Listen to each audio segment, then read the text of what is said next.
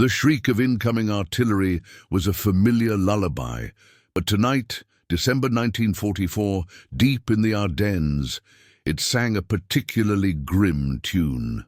Sergeant Frank Miller, a medic with the 101st Airborne, knelt amidst the frozen mud and shattered trees, his hands slick with blood that wasn't his own.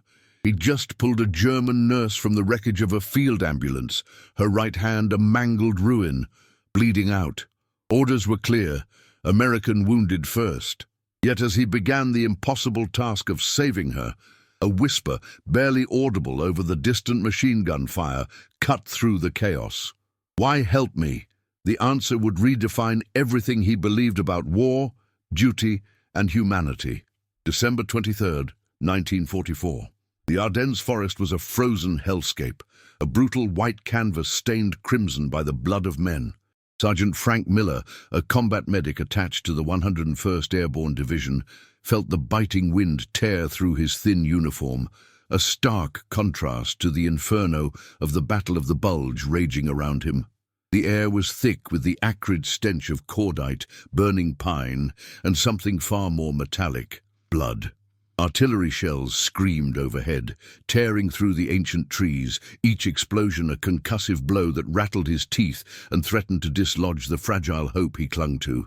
For days the Germans had pushed, a desperate last-gasp offensive that had caught the Allied forces off guard, turning the snow-covered woods into a meat grinder. Bastogne, a vital crossroads, was under siege, and every man, every bullet, every bandage was precious. Frank, a lean man of 24 with kind eyes that had seen too much, had been awake for nearly 72 hours straight. His face was smudged with dirt and fatigue, his hands raw from countless dressings and injections. He hailed from a small, unassuming town in rural Iowa, a place where the biggest excitement was the annual county fair. He'd studied pre-med at the University of Iowa, dreaming of becoming a family doctor, of delivering babies and mending broken bones in a quiet community. The war had snatched him from that dream, thrusting him into a nightmare where his skills were honed not in sterile operating rooms, but in muddy foxholes and makeshift aid stations, under the constant threat of death. His motivation was simple, yet profound. He believed in healing. He believed that every life had value, a lesson instilled by his father, a veteran of the Great War who'd returned home with a quiet resolve to always help those in need. Frank carried that ethos like a shield, a moral compass in the moral vacuum of war. His current position was a hastily established aid station in a partially collapsed barn, just a few hundred yards behind the rapidly shifting front line. The barn, once a sanctuary for livestock, now echoed with the groans of wounded men, American, British, and even a few German prisoners, all huddled together, shivering against the cold and the pain. Supplies were critically low. Morphine was rationed, bandages were reused after sterilization, and plasma was a luxury. The strategic situation was dire.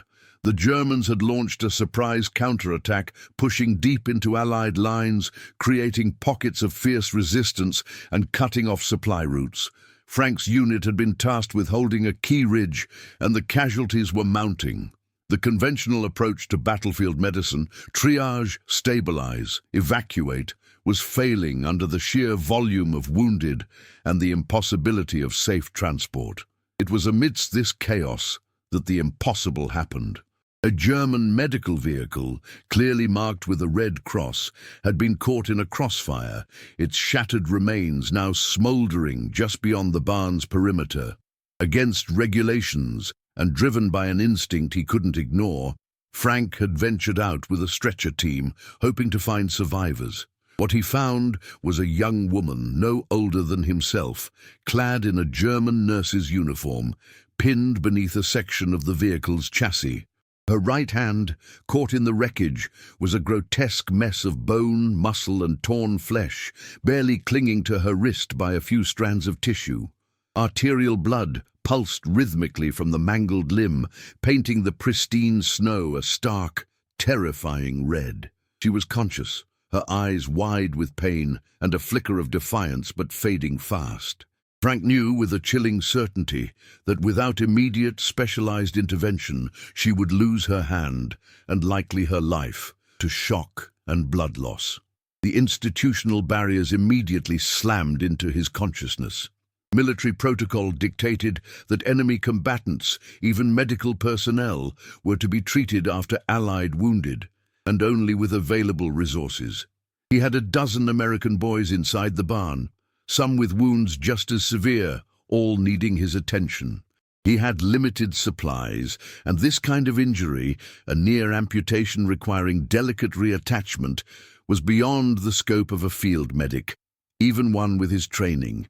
It demanded a surgeon, a sterile operating room, and hours of meticulous work. He had none of those things. Yet, as he looked into her pain-filled eyes, he saw not an enemy, but a fellow healer, a human being on the brink. The Hippocratic Oath, a silent vow he'd taken in his heart long before he ever saw a battlefield, screamed louder than any artillery shell. He couldn't just let her die, not when there was a chance, however slim. He made a decision that would haunt him, challenge him, and ultimately define him. He would save her hand. He would perform the impossible, a 4-hour emergency surgery right here in this freezing, blood-soaked barn under the most brutal battlefield conditions imaginable. The weight of that choice, the potential court-martial, the lives of his own men pressed down on him, but the image of her mangled hand and the silent plea in her eyes outweighed it all. He barked orders to his team, ignoring the bewildered looks, and began to prepare for the fight of his life, a fight not against the enemy, but for a life, any life, in the heart of a war that sought only to destroy. The makeshift operating room was a corner of the barn, illuminated by a single sputtering gasoline lantern that cast dancing shadows on the rough-hewn walls. The air, already thick with the smell of blood and antiseptic, now carried the faint, metallic tang of fear. Frank had commandeered a sturdy wooden table, usually used for stacking hay bales, and draped it with a freshly laundered, albeit blood-stained, canvas tarp. His instruments were rudimentary, a few scalpels, hemostats, and forceps, all sterilized as best as possible over a roaring fire outside, then wiped down with precious alcohol. He had a limited supply of sutures, some fine enough for delicate work, others thick as fishing line. Anesthesia was a single vial of ether to be administered sparingly, and a dwindling supply of morphine for post-operative pain. The constant threat of a German counterattack loomed, the distant rumble of tanks and the staccato burst of machine gun fire a grim reminder of their precarious position. Dust, stirred by the concussions of distant explosions, occasionally drifted down from the barn's rafters, threatening the sterile field he so painstakingly tried to maintain. The medical challenges were immense. Reattaching a hand, especially one so severely damaged, required microsurgery-level precision, a skill usually performed by highly specialized surgeons in state-of-the-art hospitals. Frank had only his pre-med training, a few advanced field surgical manuals he'd devoured, and an unwavering resolve. The blood loss was critical. The nurse, whose name he learned was Anya, was pale and clammy, her pulse thready. He had to work fast, but also meticulously. Infection was a near certainty in this environment, a silent killer that could undo all his efforts. He improvised, using a pair of fine-tipped pliers, sterilized and sharpened as makeshift needle holders. He fashioned a crude tourniquet from a belt to control the bleeding, releasing it periodically to allow some circulation. The human challenges were almost as taxing as the medical ones. Other medics, exhausted and overwhelmed, cast him bewildered, sometimes resentful glances. "Sergeant, we got 3 more GIs coming in bad shape," one yelled, his voice strained. Frank nodded, his eyes never leaving Anya's hand. "I know, Johnson. Get 'em stabilized. I'll be there as soon as I can." Wounded American soldiers lying on straw-covered ground watched him with a mixture of curiosity and quiet disapproval. Their unspoken question hung heavy in the air. Why her? Why not us? Frank felt the weight of their judgment, but pushed it aside. He was a medic. His duty was to save lives, regardless of uniform. The organizational challenges were perhaps the most dangerous. Captain Davies, Frank's commanding officer, a gruff but fair man, stormed into the barn an hour into the procedure. "Miller! What in God's name are you doing? That's an enemy combatant. We have our own men bleeding out." Frank didn't flinch. "Captain, she's a nurse, and she's dying. I can save her hand, sir. I have to try." Davies' face was a mask of fury, but he saw the unwavering determination in Frank's eyes, the sheer focus. He knew Miller was a good man, an exceptional medic. He also knew the regulations. "You're risking a court-martial, Miller. You know that, right?" Frank simply nodded, his hands already deep in the delicate work of rejoining severed tendons. "Yes, sir, but I can't let her bleed out." Davies sighed, a sound of weary resignation. He didn't order him to stop. He just stood there for a moment watching, then turned and walked away, leaving Frank to his impossible task. Frank worked with a furious, almost superhuman concentration. His can-do American pragmatism kicked in. He needed better light. He had a private rig up a second lantern. He needed more sterile water. He boiled snow. He needed a steady hand. He ignored the tremors of exhaustion. He was determined. He used his own blood plasma reserves, a precious commodity he'd been saving for a critical American casualty, to stabilize Anya. He skipped sleep, ignored the dull ache of his own minor shrapnel wounds from a previous skirmish. For 4 grueling hours, he fought for that hand, stitch by agonizing stitch, nerve by delicate nerve. As the first faint signs of returning circulation appeared in Anya's fingertips, a wave of relief washed over him, quickly followed by a fresh surge of exhaustion. Anya, her eyes now clearer, though still clouded with pain and the lingering effects of the ether, watched him. Her gaze was no longer defiant, but bewildered, searching. Then, barely a whisper, her voice raspy, she asked the question that would echo in his mind for decades. "Warum helfen Sie mir? Why help me?" Frank paused, his hands still hovering over her bandaged wrist. He looked into her eyes, seeing not the uniform, not the enemy, but the shared humanity, the shared profession. His response was immediate, heartfelt, and utterly American in its simple, direct moral clarity. "Because you're a nurse," he said, his voice hoarse. "Because it's what we do. Our job is to heal. And because," he added, a faint, tired smile touching his lips, "I believe you'd do the same for me." In that moment, amidst the carnage of war, the Hippocratic oath transcended all national boundaries, all hatred, all conflict. It was a shared professional identity, a silent covenant between healers that spoke louder than any ideology. Against all odds, the surgery was a success. Anya's hand, though heavily bandaged and swollen, was reattached. The color had returned to her fingertips, a fragile promise of function. Frank had done the impossible. The immediate aftermath in the barn was a strange mix of awe and continued disbelief. Other wounded soldiers, both American and the few German prisoners, had watched the final stages of the procedure, their initial skepticism slowly giving way to a quiet respect. They had seen a man risk everything for an enemy, and they had seen him succeed. It was a moment that defied the brutal logic of war, a testament to something deeper.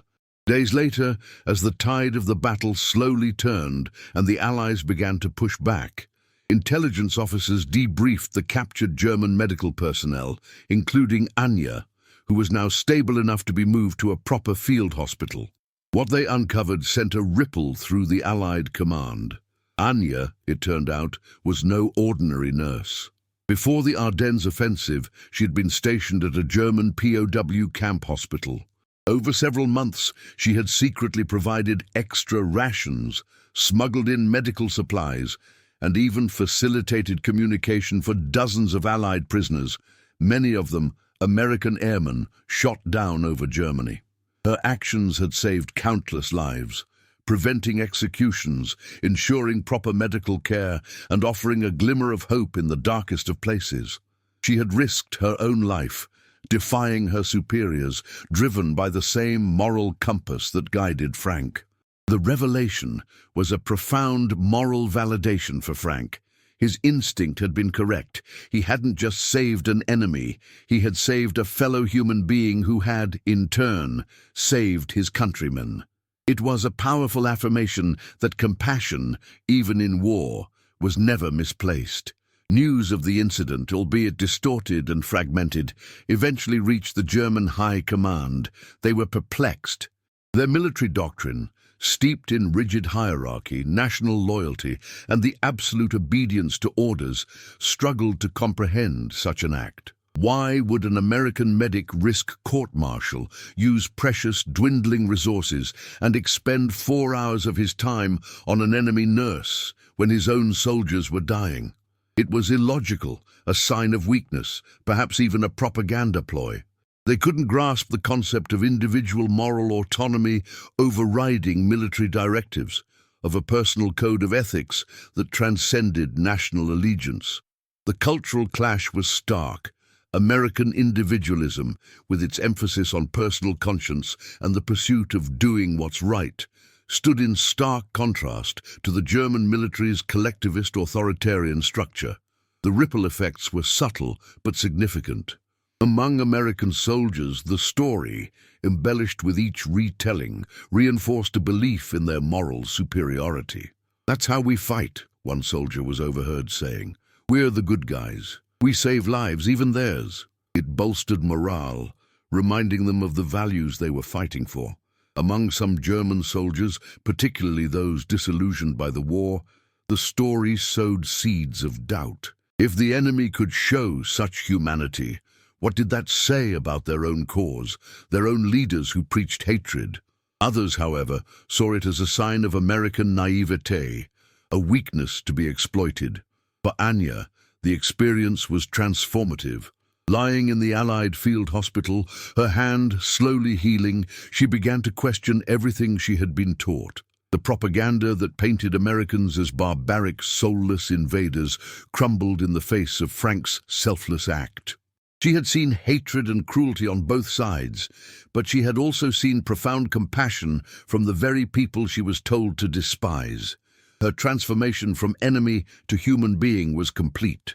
Her first direct engagement with the Allied forces, beyond her medical care, came when she offered to provide intelligence on the conditions of the POW camps she had served in.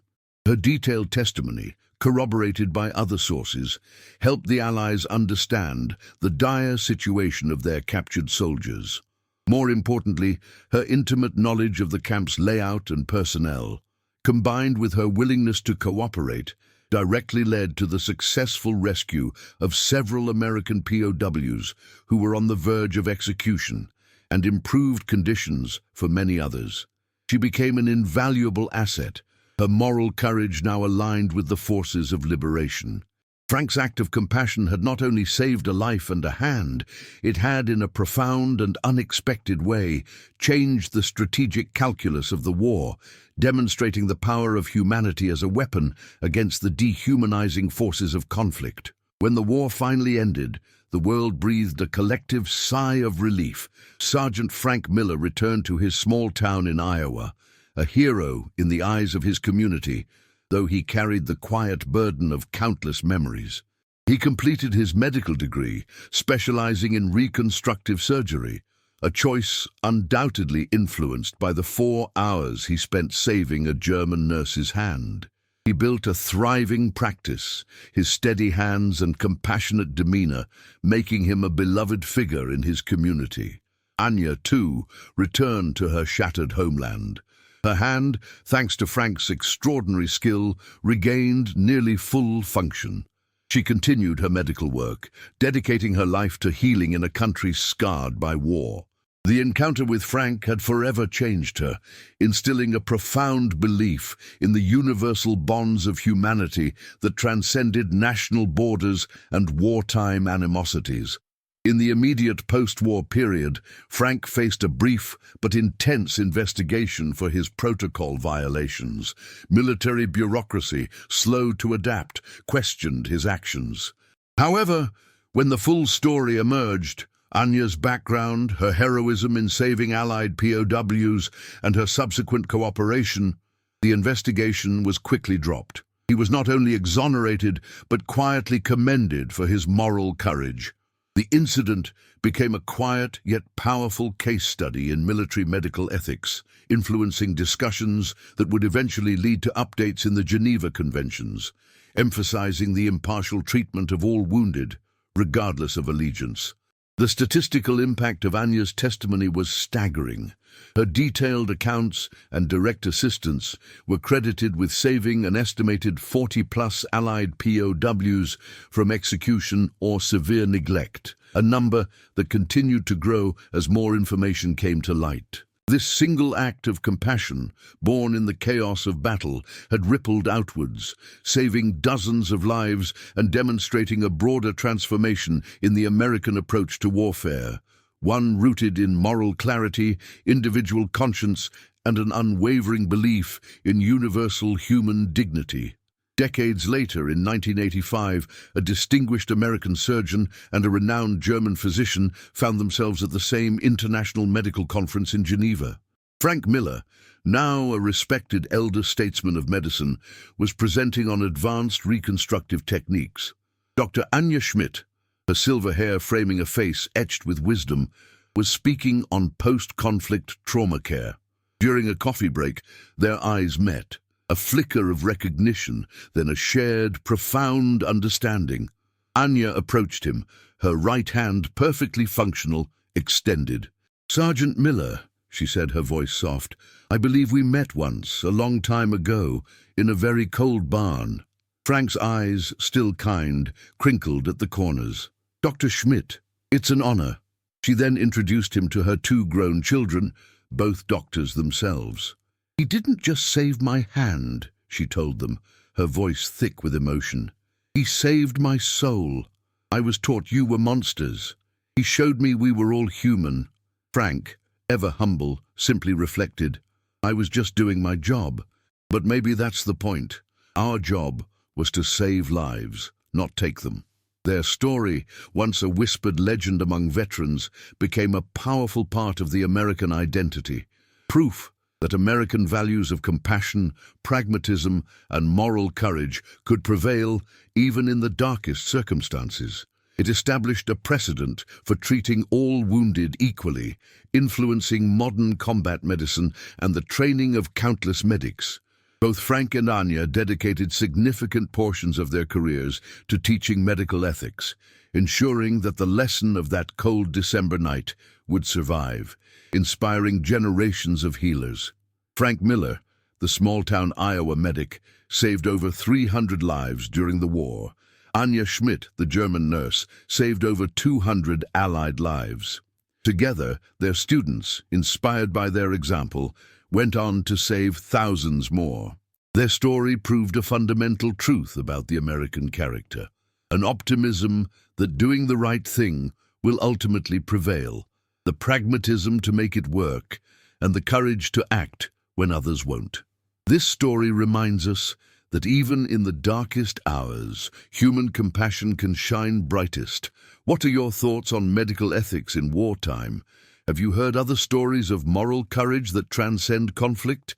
Share your insights and join the conversation below. Subscribe for more inspiring tales of American heroism and the enduring power of humanity.